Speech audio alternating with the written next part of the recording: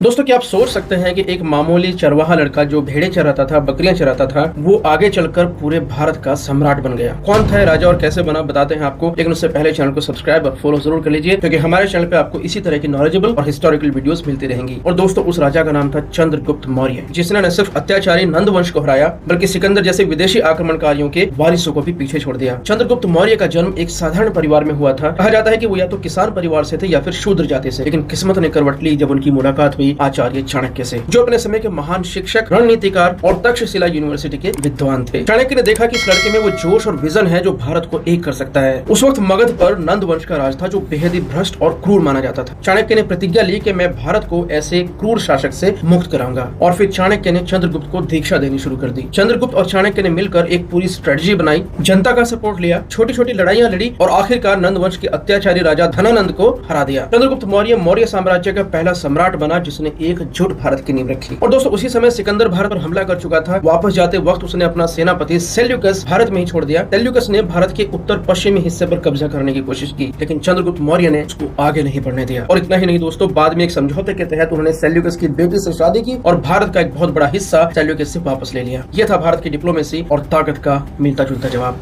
चंद्रगुप्त मौर्य की कहानी सिर्फ इतिहास ही नहीं, बल्कि हर उस इंसान की उम्मीद है जो बड़ी सोच और सही मार्गदर्शन से कुछ भी हासिल कर सकता है।